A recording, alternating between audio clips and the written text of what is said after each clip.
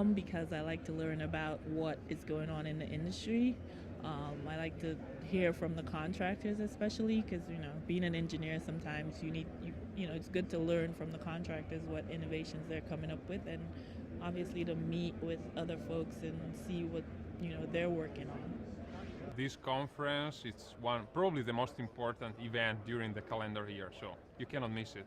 Because here you can meet a lot of people, contractor, supplier, competitors. So as I said, it's the most important event in the calendar for foundation business, and it's too important to don't be here, let's say. We come because we get a lot of exposure to people who use our equipment. Camaraderie, a lot of camaraderie. Even with our competitors, we come out and we rub shoulders. Everybody knows everybody. It's just one big happy family. Well, it depends on whether or not you want to continue learning. If you got a desire to continue to learn, then you need to be at DFI. The good thing about this conference, you can meet a lot of people over and over, so you can make a very good connection with the industrial people. Networking's huge.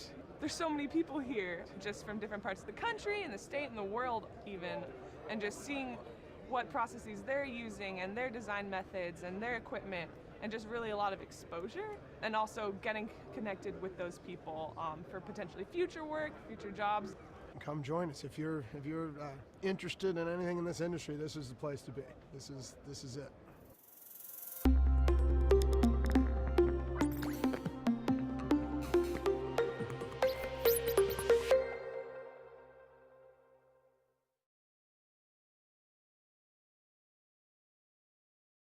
Good evening, everyone. I welcome you all to Groundwork 2023 Webinar 2.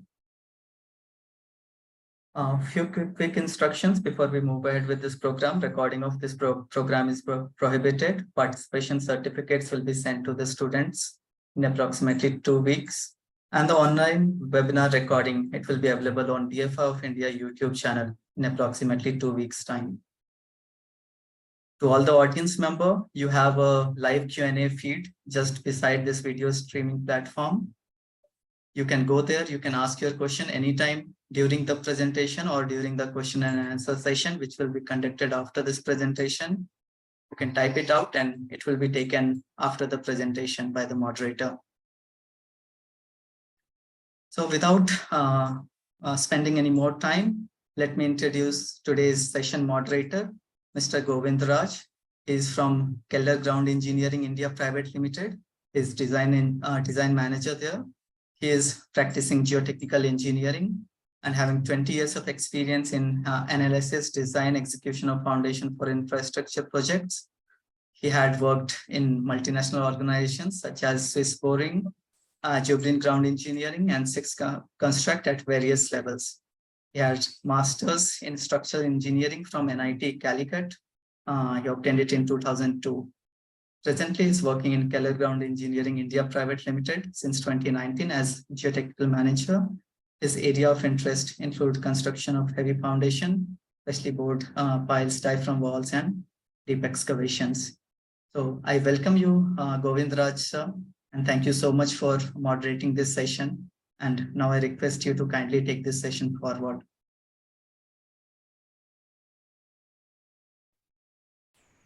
Thanks, Pranav, for the nice words. Very good evening, all. On behalf of DFII India, I welcome all participants to this webinar session. So overall, 370 registrations are made from 17 countries for this webinar. The flow of the presentation is introduction, then presentation by Dr. Sebastin, Lobo, on review of ground anchors, design and construction. This is a 40-minute session, and then it's followed by the question answer session, which is roughly 15 minutes, and closing remarks by the session moderator and the details of upcoming DFII events.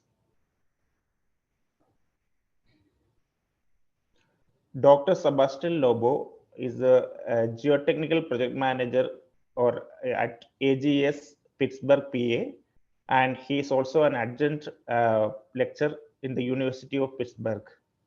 He has 21 years of experience in geotechnical engineering, specializing in the design of deep and shallow foundations, earth retaining structures, and landslide stabilization. He has authored 150 plus technical papers and presentations published in various scientific journals, geotechnical magazines all over the world. And he is the co-author for the LRFD Bridge Design Manual, and he was a former chair for the Pittsburgh ASC Geo Institute and former director of the ASCE Pittsburgh section. I welcome Dr. Sebastin Lobo. The stage is yours. All right, thank you very much, Govind. Yeah, no, awesome. Thank you. It's an honor to be here. It's super early here in the States. It's about 10:35. The sun is just coming out, and I think the sun is going down where you guys are. So, or I don't know, we have people from 17 countries, right? So, I mean, good morning or good night or lunch or whatever it is, wherever you are. So, let me just for simplicity, I'm gonna cut my video right now, and then I will put it back on the questions, and then I'm gonna share my screen, and please let me know when you are seeing everything. All right, let me just do this slide. All right, and all right, so you are seeing everything there, right? Yeah, we can see. Yeah. Okay, perfect. Let me take this out. So yeah, no, I mean, it's an honor to be here. It's obviously India is a super cool country that I really actually want to go in and do this in person, but I think this is a first step that we can do, right? Having this virtual. I have been with DFII for about a decade now in different capacities. I started attending the conference. It was very nice to see the video that we were seeing before, because that's kind of like the times that I started. Mike Wasaki, which was featured on that video, actually ended up being president of DFII a couple of years ago. And it's interesting to have all those memories. But I was the conference chair for 2 of the last 3, national conference from DFII in the US. It's an organization that I really love, that I support. I'm also involved with the podcast channel that we have. So yeah, it's great to be able to connect and reach out to all the different chapters that we have around the world. So that being said, let me pass into a little bit about myself. So I was born in Colombia, South America. I did my undergrad there at the Universidad de los Andes in Bogota, and then I have the opportunity to do a master's and a PhD at the University of Pittsburgh here in Pennsylvania. I came to the States, did my studies, and then started working in consulting. And now I'm 17 years at the current company, which is called American Geotechnical and Environmental Services. We do geotech engineering for transportation structures, mainly foundations, air retaining structure, landslide stabilizations, foundations for bridges, I would say, is probably one of the main aspects we do. But we also do a lot of walls and landslides. So obviously that kind of brings the topic. I always like to start with these pictures because just so you understand a little better about myself, I have been extremely proud of what we do. I love our profession. I have dedicated my life the same way that you have dedicated your life. And this started at a very young age. So the picture that you see on the top left is me, I believe age 8 or 9, going around the country with my dad. He was a contractor for highway construction, and I was fascinated by rock slides and landslides and all kind of things like that. As you can see in the picture, I say that in life we don't really change much. We keep growing and have better tools and toys, but it's pretty much the same person. I describe myself still as that kid with a camera, fascinated by these natural phenomena. Now I have a cell phone rather than that camera, but and then the story continues. The picture on the right, on the top right, is when I was a teenager going around with friends and camping and always looking at rock structure and all kind of bedding and things like that on the rock. And then the pictures at the bottom, the one on the left is probably one of the first presentations that I did outside Colombia. That was at the MIT in Boston in 2003, which is 20 years ago. So every time I see that presentation, it's cool because it makes me remember like those days, and and it also, I don't know, to me it's very cool to have at least 20 years presenting everywhere that I can and sharing. I think it's extremely important to share what we learn as we advance in our profession. And then the picture on the right, it's actually a picture with anchors on a wall here in Pittsburgh. And that was a few years ago, or more than a few years ago. And I'm there with my son which is my companion of all these adventures. So now I understand a little better about myself. So let me just go into the outline of the presentation. We're gonna talk about active and passive anchors. We're gonna say what are the difference. We're gonna talk about the elements of each one. We're gonna talk about how you design them, how you construct them, the testing that is done, and the idea is to do all this through examples. The technology of anchors is well established by now. There is many design resources for both active and passive. There is Federal Highway Administration manuals, standard special provisions, materials, construction. I mean, everything is documented. There are a few documents that I like to always mention. The post-tension manual, it's probably one of the first ones that have actual load test data and bond values on anchors, so that's pretty important. The LRFD bridge design specifications from AASHTO. PennDOT design manual is a local one in the US that is used a lot. The one that I was the co-author, as you mentioned in the introduction, the State of Delaware Bridge Design Manual. We also have design of anchors there. And then one that we use in projects in South America a lot is the Colombian CCP 14, which is, it's a translation of AASHTO and it has similar provisions. So most of these references are free and they are online. I always encourage people to look them. I grew up in Colombia where obviously, you know, you cannot buy many manuals or anything like that. I didn't have the money to do that when I was in college. So I think it's great to get familiarized with all these resources and be able to find them online. If you are struggling to find one online, let's connect on LinkedIn, send me a message, I'll try to help you out. All right, so what are active anchors? Active anchors are anchors. Basically, it's a hole that we make in the ground. We put grout, we put some steel. And the reason they are called active is because we put a tension during the serviceable life. So not only we construct the element, but we put the steel and the concrete, and we actually put a load and we lock off that anchor. So basically it will have tensile load during the serviceable life. Typically when we use them is to induce pressure on a face, like a wall, could be a landslide. It typically is designed either with a trapezoidal of a triangular air pressure distribution. The loads that we design these anchors are typically 200 kips. That's about 100 tons. And we use what is called a strand, which is a 0.5 inch or 0.6 cable, basically, that has small filaments that make them. It's a high strength steel, it's 270 KSI, and typically we have less than 80 strands per anchor. All anchors are tested. Every single one that is constructed is tested, since we are going to put a permanent load. And as I said, we typically apply it on vertical surfaces. These are some images from one of the reference that is free, which is the Federal Highway Administration Geotech Engineer Circular. You can see the trapezoids that I was saying. These are very simple equations to use. It's basically you calculate what is the pressure that you induce, and you use the afferent area to see how much load each anchor takes. You are assuming this, when you design these faces, you are assuming that it's an active failure, Rankine or Coulomb, 45 plus V over 2 for that triangle, and you want to have your bond value behind. The bond part on an anchor is where the contact happened. That's where the force is transmitted. That's what you see on these drawings as the little rough area here. You also have to take considerations for global stability. That's the reason we have that circle on the lower part. You always want that circle to pass in front of your bond zone. You don't want to cut your bond zone, and you could technically have it behind your bond zone, which also will be okay, but typically will be at the front. All right, so elements of the active systems. We need the anchor itself goes in the ground and put the force, but we need to pass that force to the face. So we can have discrete systems or continuous systems. In this case, we have what is called a discrete whaler, or like a discrete system, sorry, that has the soldier piles, which are beams that go on the ground. And then we have the whalers, which are beams that connect those piles. And those beams are going to take the force from the anchor and it's going to pass it into the piles. This is an application for a temporary wall that we were involved. So you can see that we have wood lagging. This lagging could also be concrete, if it's for a permanent application. So let's go now into what the anchor is composed of.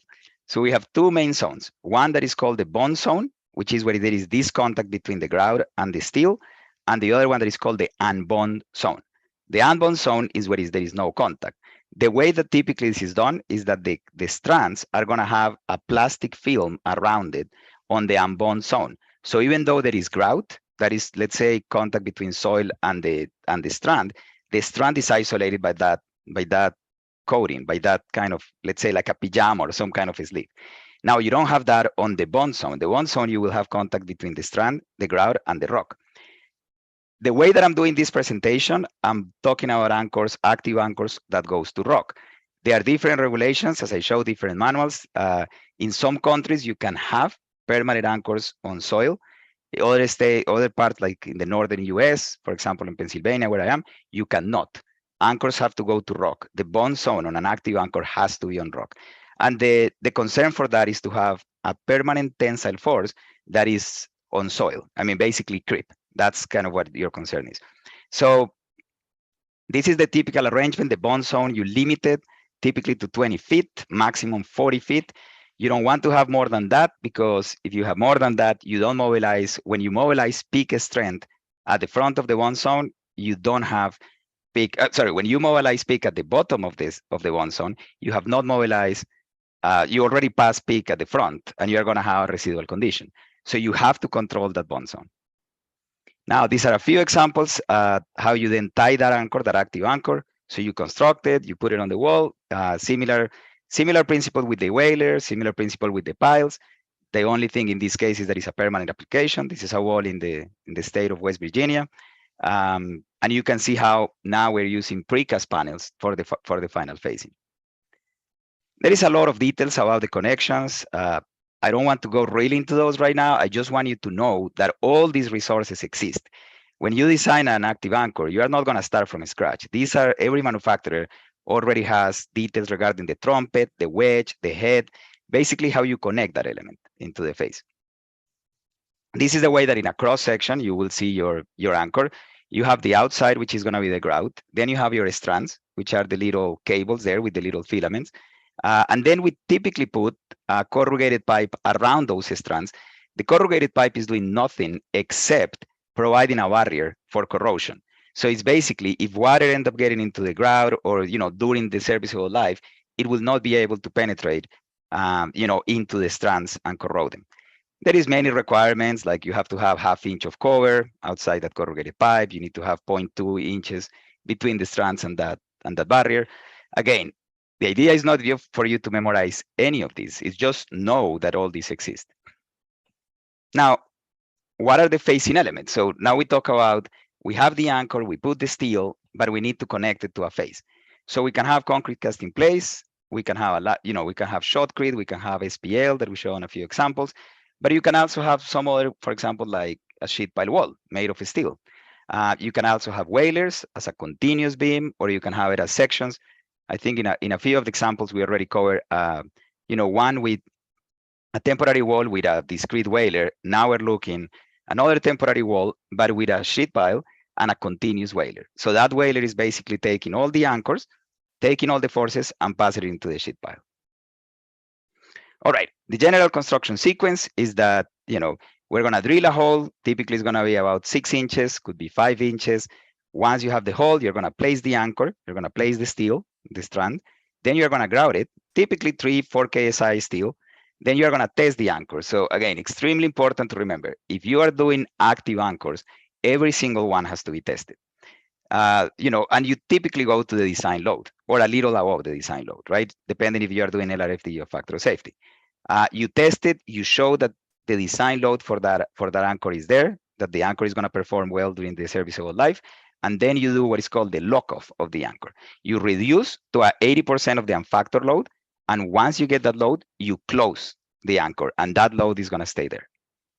So this is a very nice project actually in South America, that we actually were testing these anchors and making sure that they have the load.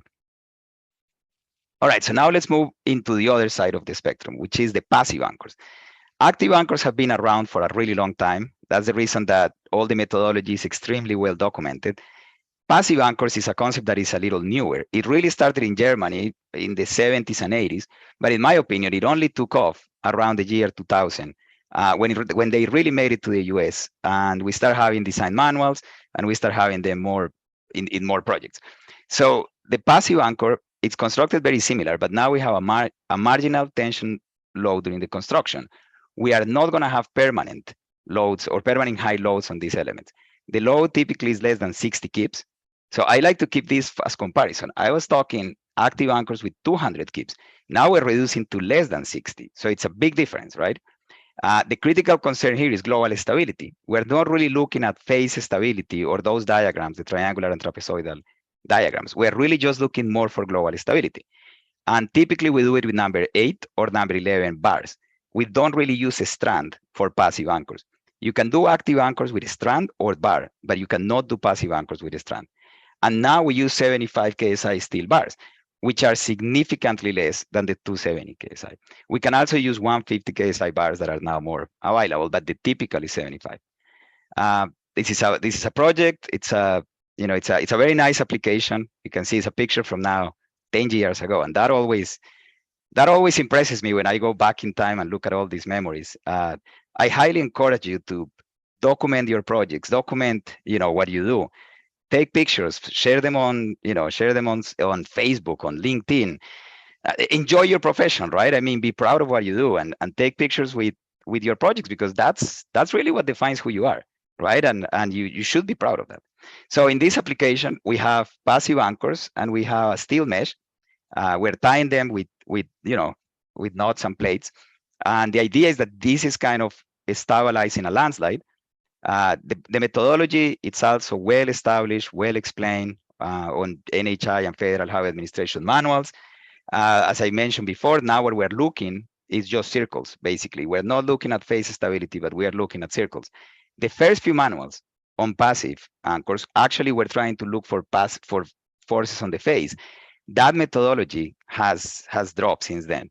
So you may see it still on some old references, but passive anchors are not designed for trapezoidals or triangulars. They are designed more for just circular failures.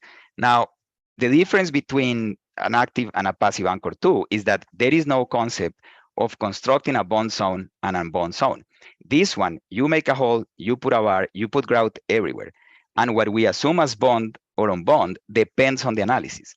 When you make a circle, whatever is behind that circle, right? When you are doing global stability with any software, whatever passes behind that circle for that particular analysis is going to be your bond.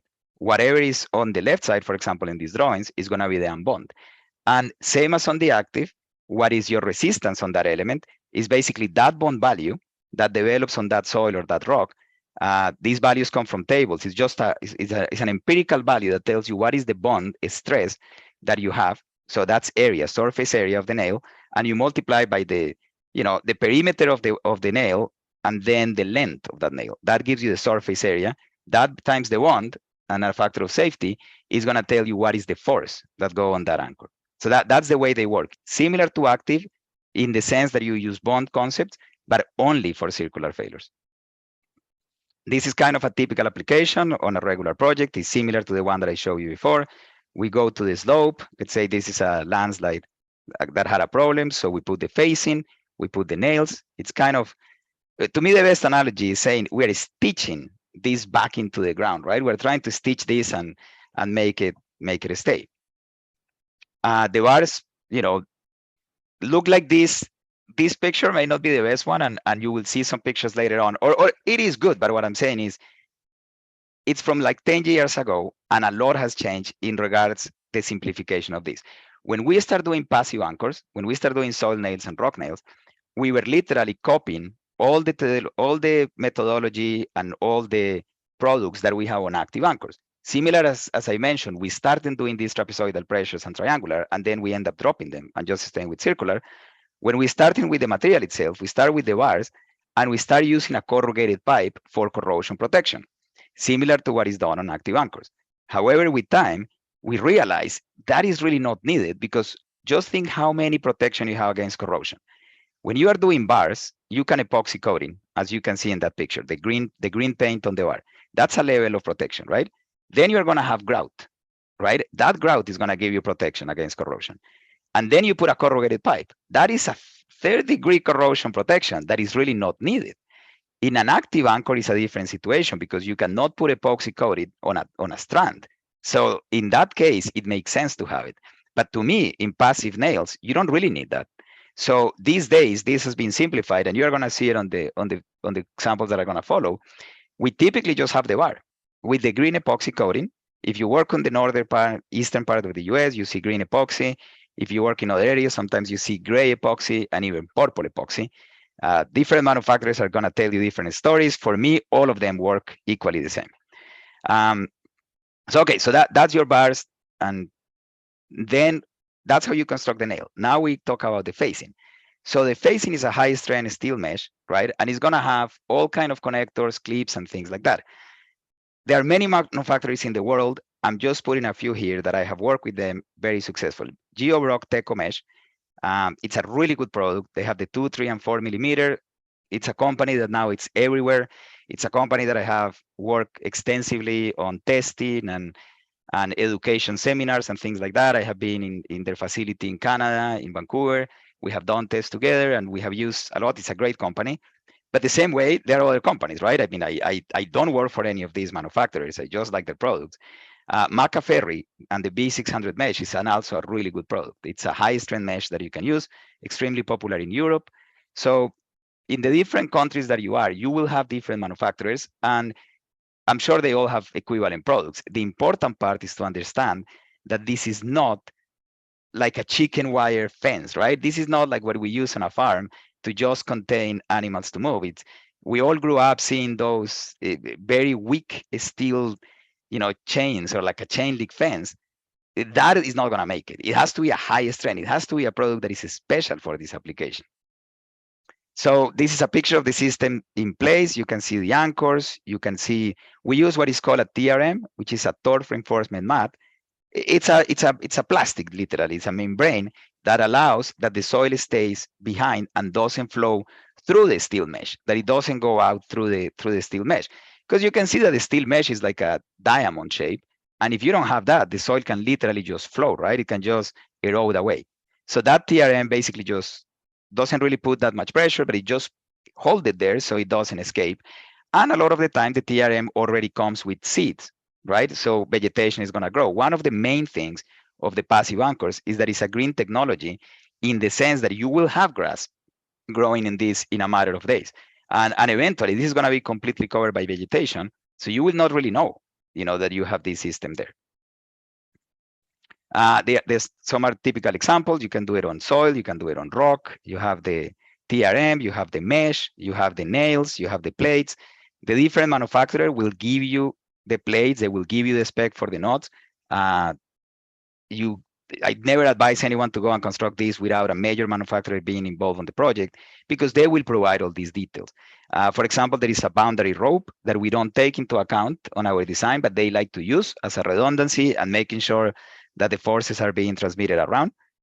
So those are the details that we don't cover on design, but they know their system, so they give you the details. And then this is it's one picture of a project here in Pittsburgh completed, and they're still putting some final touches, but for most practical applications, this is completed. You can see the code was done. You have the TRM, you have the nails, and then the young person there is my son, my companion of adventures. He was inspecting with me the job, and he's giving us the thumbs up. In his opinion, this was already good to go. That's another part that I always make a parenthesis in this presentation. I'm super fan of mentoring. I think it's extremely important to motivate people in our industry. It's important to bring them. It's important to share what we do with friends and family. I'm not saying that we have to force them in the profession. I guess what I always tell my son is, I want him to see the passion that I have for what I do and how much I love what I do. And then he can pick whatever he wants to do in life, right? But I just want him to see, what was all about me, what was the passion that I had, and how good and enjoyable it's in life to really love what you do and to really enjoy what you do, right? So even if he doesn't come into engineering, as long as he's equally passionate on whatever he does, I'll be a very happy parent. So I know this is completely unrelated from what we're talking today, but just think about that. We need to keep motivating people, and hopefully some of them also will come into our profession. We need to keep geotech going and going strong, right? So, all right, going back into the technical aspects of the presentation, we can have all kind of facing. We can have the steel mesh, as I show, but traditionally, the steeper that we start going into shotcrete facing, right? And for a while, we only use shotcrete before the mesh was popular. Now, this is also a very great area, because remember what I say, that passive anchors are typically used for slopes and active anchors for walls. But if I show you this picture, you're going to tell me that is like an 85-degree slope, right? So, which is a valid point. So at some point, the two technologies start merging, and it becomes a difference in design, in design methodology. And my advice is when you are getting to that area, make sure that you check both designs and you satisfy both concepts, right? So as I said, in this case, we were doing shotcrete facing. That was the standard. This picture is probably, I don't know, probably 12, 13 years ago. That was the standard at the time. The mesh was starting to become really popular, but we were still doing shotcrete facing. I love concrete. I love shotcrete.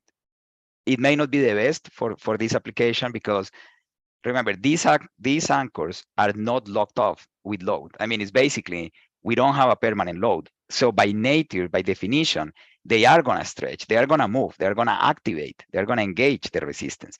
And shotcrete is probably the worst material for deflection, right? So you don't want to have cracks on your facing. It may be that the facing is still performing, but the aesthetics are not going to make it look that good. That was the reason that permanent nails were used for a while only for temporary applications because they were not sure about permanent.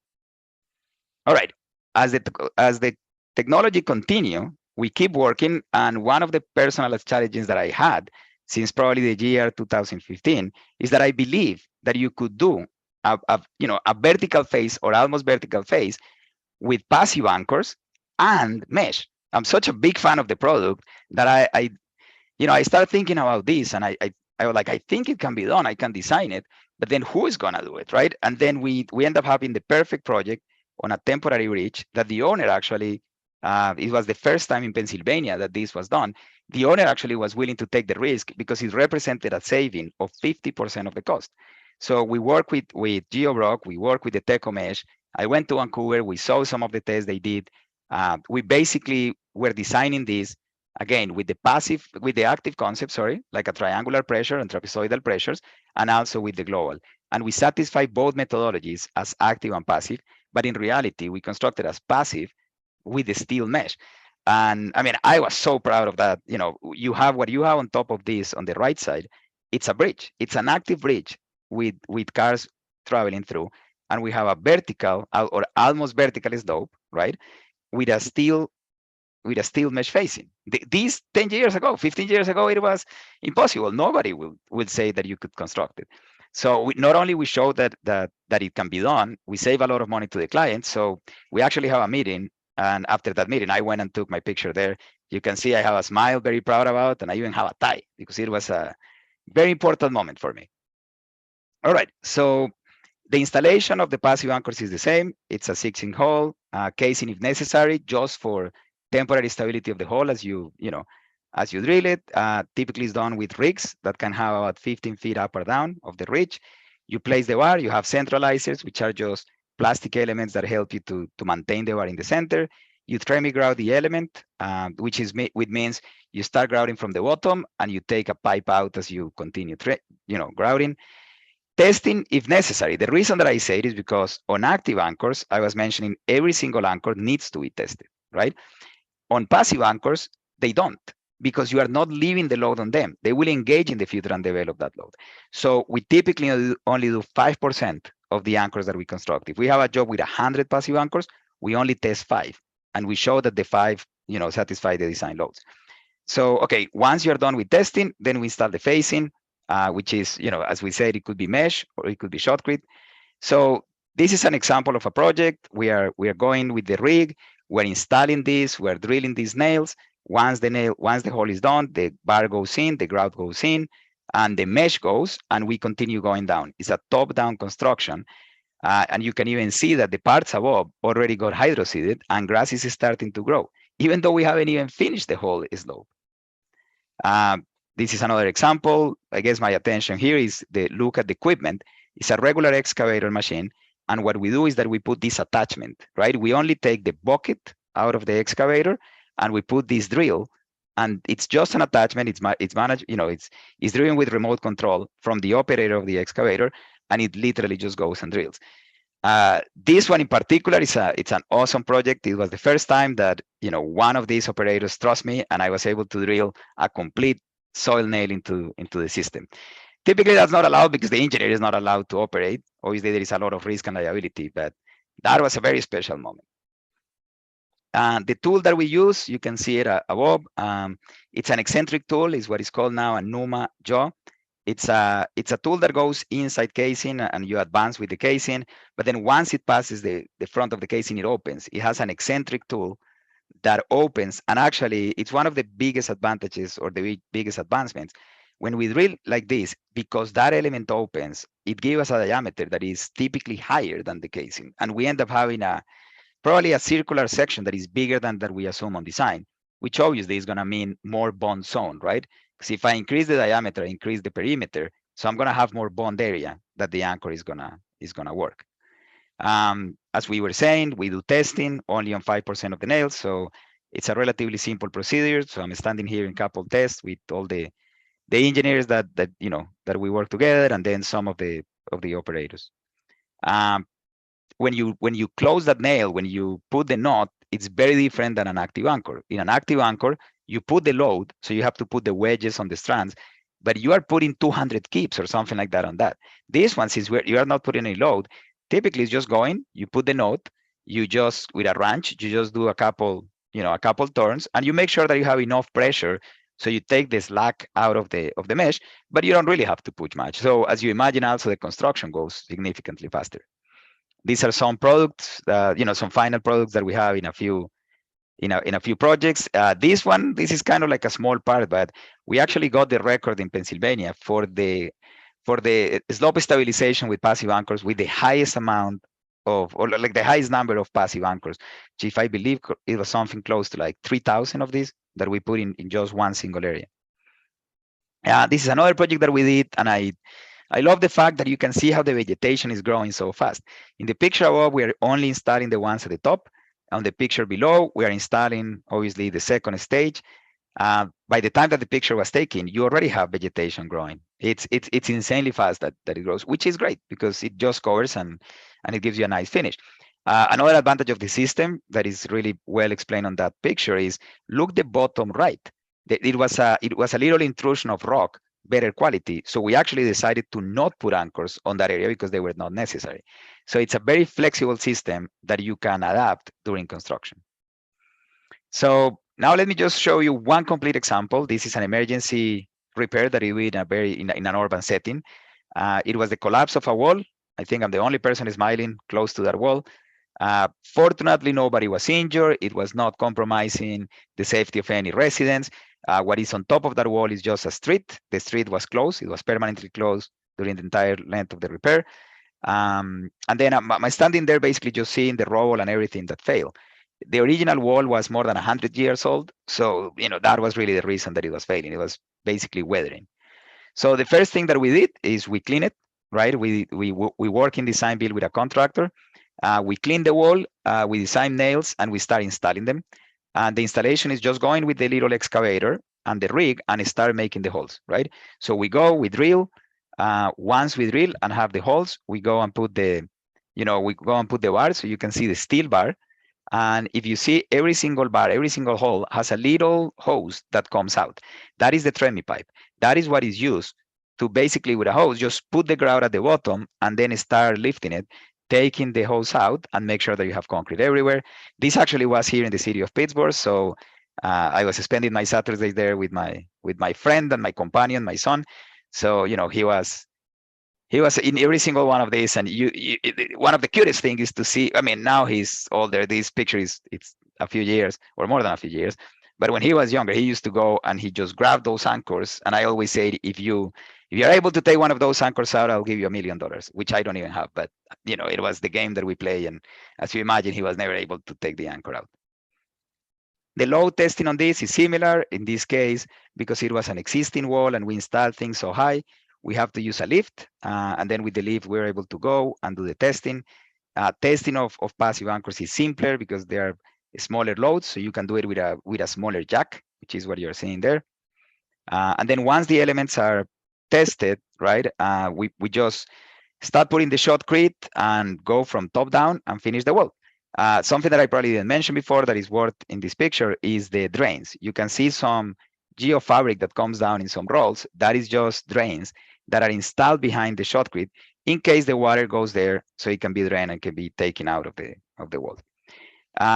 The testing on, as I said, on the active anchors, you test all of the anchors. You do what is called, you know, you have performance tests, but most of the stuff we do proof, which is just taking it to the maximum load, see that it works. And creep, sometimes we do extended, but most of the time we just do, most of the time we just do creep for 1 hour, and that's it. Passive anchors, typically you do one sacrificial anchor, right? On active anchors, there is no sacrificials. We test every single one, but they are used for production. In passive, we test one verification that is sacrificial per row. And the only reason for that one is to test it to a higher load and show that the construction system and everything is working. And then we test 5% of the production ones as proof tests, which those stay for the duration of the project.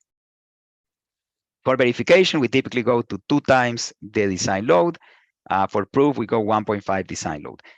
And that is assuming that we are doing factor of safety. If we're doing LRFD, we don't really have to go that high because the factor load, the design load already has a factor. So again, here I'm talking on factor of safety, methodology, but always keep that in mind. If you jump to LRFD, this is adjusted and you just test to your maximum load, the one that already has the factor. The acceptance criteria has been for a while, it's very simple. There is basically 3 things. The first one is you want a maximum deformation limited to 1/2 inch. That maximum deformation is not the total deformation. That is a very common misunderstanding. What you care is the plastic deformation. What you care is the contact between the grout and the rock on the bond zone. On, let's say, on passive nails, you can do them on soil, you can do it on rock. They are not only limited to rock as the active anchors. There is a magic number in geotech engineering. And if you can remember one thing from this presentation today is this. Everything in geotech that requires shear strength, we always assume that peak is mobilized at a 1/2 inch. So what I'm saying is if I have, let's say, a friction pile that is still being driven in the ground. Once you pass a 0.5 inch deformation, you pass from peak to residual condition. It's the same for down drag, it's the same for everything. So what I want is to limit that value, that plastic deformation, to 1/2 inch. What I measure when I test the anchor is not that plastic, because I'm going to have a huge elastic deformation for the steel itself. So the plastic deformation is always the total deformation that I measure, that I record, subtracting the elastic deformation of the element. And the elastic deformation of the anchor is just going to be on the unbound zone, and it's going to be the old equation that we know since strength of materials in school. LP, the load, the load times the length divided by the area, and the elastic modulus. It's just elastic deformation. So we want to limit that plastic deformation to that 1/2 inch. There is a limited creep 1 hour test. Basically, what we do is we hold the maximum load for an hour, and we make sure that it doesn't exceed 0.08 inches. You can do a faster version, which is 0.04 inches in the first 10 minutes, but typically you are held to satisfy the 1 hour test for 0.08. Now, you may wonder why it's 0.08. I don't know. I mean, that's a number that to me has always seemed super odd. Why not 0.1 or something like that? But that's the way that has always been on the ASTM standard. And then you just make sure that you don't have a pull-out failure. Basically, that when you put the final, let's say, 2 steps of loading, the anchor is not going into like a plastic region, right? If I make a plot, I want to make sure that it's just not a significant deformation on the last step, that I'm not literally pulling it out of the ground. The equipment for the testing depends. For the active anchors, you have a bigger jack, right? You have, you need a pad, a steel pad. You need typically a compressor. It's bigger loads. You're going to put a high load on that jack. You also need to engage the strands, and you need the wedges. It's a more complicated setup. I mean, it's still doable, but look at the picture and look at all that, all the equipment around, and look on the one on passive. When we go on passive, it's literally a small jack. It's a hand-operated pump. As I show on some of the pictures, you can even do it on a lift. And you obviously, same as on the active, you need to have gauges to measure the formation. You typically utilize 2, one on each side of the plate. And the idea is to, just to record the low deformation curves. The setup, obviously, when you are doing proof, it's easier. You can see what we are doing here. It's, you have the lift on the other side. You have on this one, you can be installing nails on that side while you're testing this. So something important that I really want you to understand is the procedure on passive anchors is significantly easy on every single aspect of the job. That's going to result on faster construction time, which typically result on big savings. So things that you need to consider when deciding to go on one or the other system. And then this is just the typical output that you get. It's a low deformation curve. So you do different cycles and you start seeing the behavior. And something that you always look is the permanent set. When you finish the test, what was the deformation that was never recovered? That should actually match with which I was saying, total deformation minus elastic deformation, but it's always a good way to double check it. So that's really all that I have presenting. I mean, I'll be happy to answer every question. I think we make it on time. Just as final remarks, we have many documents for design that are available. As I said, I grew up in Colombia. It's a developing country, and I still maintain the philosophy that education is something that should be free, right? Because when you have students, you have people that are, with a huge desire to learn, but most of the time don't have the means to acquire a lot of books and stuff like that. I mean, I'm not proud to say it, but when I was growing up in Colombia, I used to have all the illegal copies of every software and all that, because that was the way that it was in Colombia. I mean, we didn't even understand the value of copyright at the time. Now it's a different situation. But I believe that we should always help the students, and most software manufacturers that I know always provide like student copies of software, so we don't have that problem anymore. And same with design manuals. I believe they should be free. They should be available for people to learn and all that. So most of them are free. And as I said, if you are looking for the reference and you Google it and you cannot find it, always contact me on LinkedIn. That's the best way to reach me. Just send me a message and I'll be happy to help you. These are technologies that have simple construction, documented performance. I mean, the active anchors have decades now, at least 50, 60 years of really successful projects. Passive nails, they kind of match my career since I started. So I can say that at least we have 20 years of really good performance. They are reliable. They have diverse applications. And then I say time. And the only reason that I put time is because these days there is a concern with active anchors for permanent applications that have high loads. Many DOTs are moving away from allowing those systems as permanent applications. The reason is because when we put a tensile load that is really high, right, and we put it on rock, if you give it 50 years, most probably you're going to have creep, right? We do the creep test that I mentioned before, and I have done creep test for maximum 24 hours. But you know that a 24-hour creep test is never going to reproduce a 50-year, 100-year behavior, right? So now we're getting into the point that we see a lot of these active anchors that were constructed 50 years ago. And because of the relaxation that they exhibit, sometimes agencies say that it's not appropriate. Now, the industry is responding to that. We have system, we have all kind of cool toys now that we can instrument on these anchors, and we can see if there is some relaxation happening. And if there is some relaxation happening and you leave the active anchor, let's say accessible, you can always go and retention it, right? You can always go and retention and reset it back to the load that it had. So as I said, I just put this because it's a topic that is currently discussed. Some agencies have taken some positions, some other agencies a little more lenient. Some allow it with the proper instrumentation. So it's just to keep in mind. And then I can never finish a presentation about anchors without showing this project. This is the Chirajara Bridge in Colombia, in South America. I was not involved during the design. I was only involved, or the construction. I was only involved on the collapse and basically on the forensic investigation. It's a very unfortunate situation. It was a huge bridge that was being constructed. On the left, you can see when I was on site after the collapse, and I'm doing the investigation for the foundation to determine if the foundation had any cost into this. And what you see behind me was the other pier, the one that did not collapse at that moment. Eventually, we actually recommend that they basically demolish it. They end up putting explosives there and bringing it down. And it basically, it was two caissons, hollow caissons going into rock at significant depth, and they have anchors that were taking that caisson back into the mountain. So as I said, I was involved in the project on the forensic analysis. We actually check every single one of those anchors. We make sure that, what was the load that was there and that satisfied what initially was close to, or the lock of load that they had, basically to demonstrate that it was not the reason, right? And it was not even affected by the collapse of that. It's a project that obviously it's a sensitive topic from legal aspects. For me, personal level, it's also a sensitive topic because it probably was one of the highlights of my career so far. right? I mean, it's a huge project. It was probably one of the, if not the biggest, bridge they were doing in Colombia in that year, in 2018. So for me, it was a personal high, but at the same time, 10 people were killed, right, on this, and it's a tragedy. I mean, 10 people lost their lives. The families got affected forever. It's a very, very sad story, and especially because it's something that should have never happened, right? I mean, today, day and age, we cannot afford these things. We have way too much knowledge into engineering and construction that failures like this should not happen. This was not a geotech problem, so I mean, I'm happy to report that part. It ended up being a structural problem.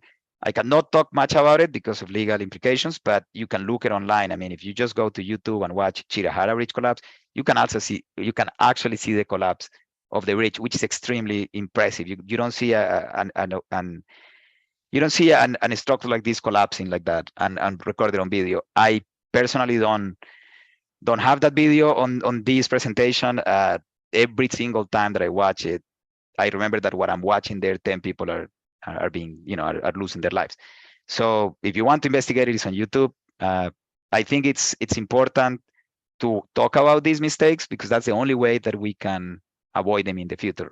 There is plenty of articles out, so if you want to, to read about what was the cause. It was something related to a structural failure on the superstructure. As I said, I cannot talk much. I can only tell you that it was not geotech, and I'm happy that I enjoy a lot of time proving that. These are other pictures being inside the caisson. It was quite an experience when I went there the first time and we went into the caisson. They did not have the scaffold. They did not have the light. I have to go rappel, which is, I am not an extreme sports person. It was extremely difficult, but I guess being professional is the most important part. So I went down on that. And then after that, they put the scaffold and I was like, man, I wish I could have waited a few days instead of just going down rappel on that. If you like what you saw today, if you want to know more about different topics, I do not have a YouTube channel, but I do a lot of presentations like this. They end up on YouTube, and I typically just share the links. I have a little website that is at the bottom where literally I just have the links to YouTube.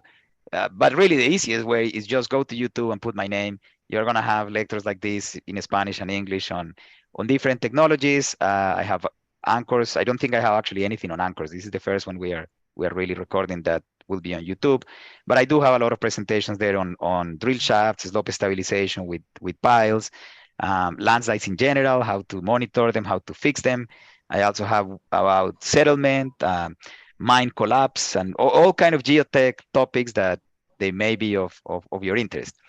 And really with that, that's all I have. I'm a huge soccer fan. I love the Colombian national team, and I can never finish a presentation without pictures with my son and my wife showing the Colombian colors. So with that, I'm just gonna stop sharing the screen and we can pass to a few questions if we have some.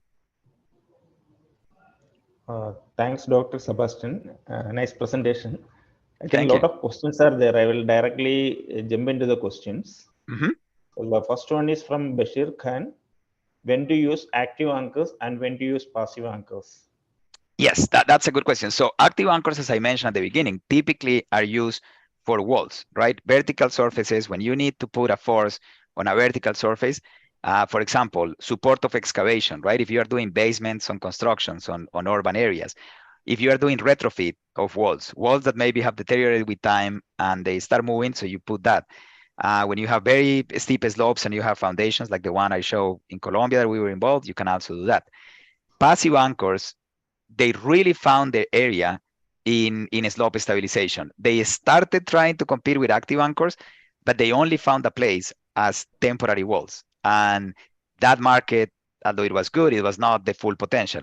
Then once we really, and this transition really happened when I was already working, I think around the year 2008 is when contractors start going really hard on passive anchors for slope stabilization.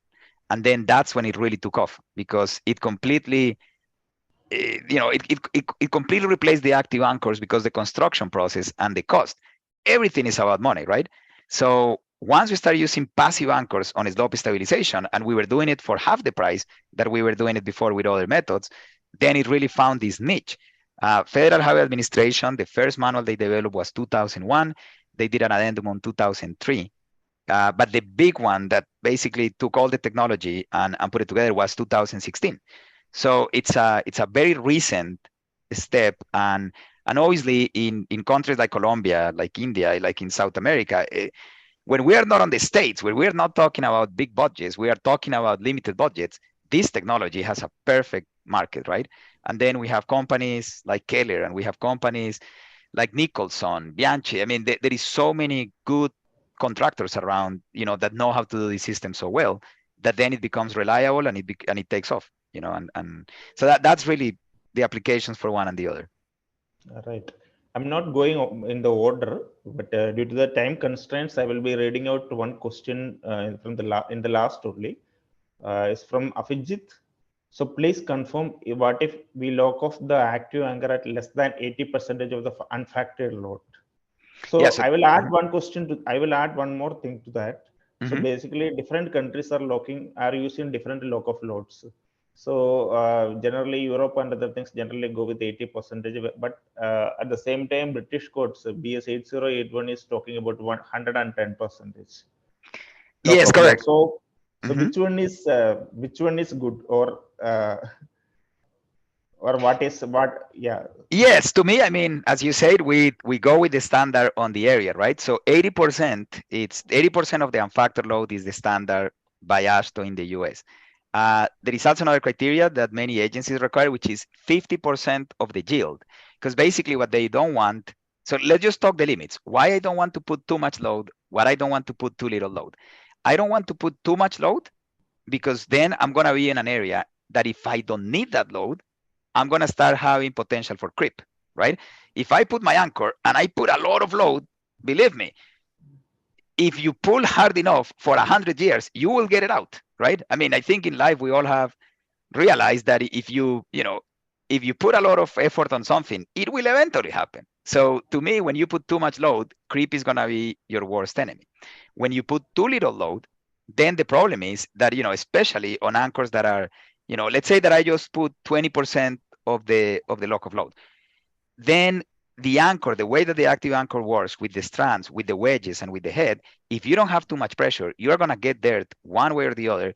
Even though you grease the whole system, it's going to get there and you're going to have obstructions. And when that anchor really needs the load, you're going to have potential for corrosion. You're going to have all kind of issues on that. So you want to take this slack out. And that's the reason that many agencies require 50% of the yield. The only problem is that sometimes we completely over-design the structural component because we like to over-design the structural component, so the geotech controls. But when we do that, it's impossible to satisfy 50% of the yield because then, we were talking about a really high load. So yeah, so that range that you mentioned at the beginning, going that the 80% to 1.1, to 110, that's kind of what I see everywhere of unfactored loads, right? That's kind of like the industry standard. My personal preference is to put between the 80 and 100 because I think even our unfactored loads are very conservative, and I would rather just be a little low, let the system relax and go. I mean, keep in mind this, when we design these active anchors, we assume a ranking or column active pressure behind, right? We have your 45 plus C over 2 wedge, and you are assuming an active condition. For an active condition to occur, you want to relax a little bit. Now, I know I'm saying with the trapezoidal, I mean, if you have one anchor, you can have full active. If you have trapezoidal, it's not exactly active. It comes from the trapezoidal diagrams from Peck and Terzaghi. But beyond the design tool that you use, you know that you want a little bit of movement. So you allow that stress, like stress relaxation, so it loads less. I mean, if humankind have learned anything on 6,000 years of doing walls, is that you don't want them to be rigid. Because when you make them rigid, they have more load. They have the at-rest pressure. If you let them, with anchors and without anchors, if you let them move slightly, if you let them relax a little bit, your load is going to decrease. So I never really want to put the full unfactor. I want to put a little bit to also allow a little bit of that movement and relaxation. All right, great. So there are a lot of questions, but due to the time restrictions, I'm not reading it out. What we will do is, we will sum it up and we will share with you. So, yeah. Yeah, no, I mean, I communicate a lot on LinkedIn. That's really the best way to reach me. If right. Anyone that is listening this, if you are not connected with me, send me a request. We'll get connected. I answer every single question that everyone asks me on LinkedIn. I always stay late at night, and I always reply. So if you have a question, if you need any assistance on any of your projects, I'll help as much as possible. Obviously, I cannot get too involved sometimes because it represents conflict of interest with the company that I work. But yeah, for technical general questions, I'm always available. Sure. Thanks. So overall it's a great, interesting session. No, thank you very much. Yeah, and you discussed detail into active and passive anchors, facing elements, and and particularly nice photos. Yes, that's the best part, right? Yeah. Because it's very interesting, but yes, no, I know. I mean, I always try to make it like that. I mean, for me here, as I said, it's like 8 a.m., 8:30. For you guys in India, it's late. So I don't want to bore anyone with a lot of equations. I just want I want to show you what I believe our profession is the most interesting profession in the world, and what had attracted me to the profession, and what I enjoy my job every single day. Yeah. So the ground anchor is a very handful tool for the geotechnical engineers, and you delivered a very good lecture so that to give us a broad idea. So thanks for that, and thanks for all the participants who joined here. Now I will give it back to Pranav. So he will be continuing with the balance session. Thanks, Doctor. Thank you. Thank you so much, Dr. Sebastin, and thank you so much, Govindraj sir, for moderating the session. It was really nice presentation, and we definitely look forward to having many more sessions with Dr. Sebastin in future. Yes, absolutely. I mean, next one is in person, right? I need to go there. I love Indian food, so I'm ready to go and eat all the chicken masala and lemon rice and all that. I'm looking forward. Definitely. So just to give some information about the upcoming programs in Groundwork series, session 3 and session 4 we'll have on 20th April and 18th May. 20th April program will be delivered by Mr. E.A. Khan, Ikhlaq Ahmed Khan from L&T, and session 4 details will be rolled out soon. You can follow the DFII India LinkedIn page, where we'll be posting all the regular updates apart from the mail communication.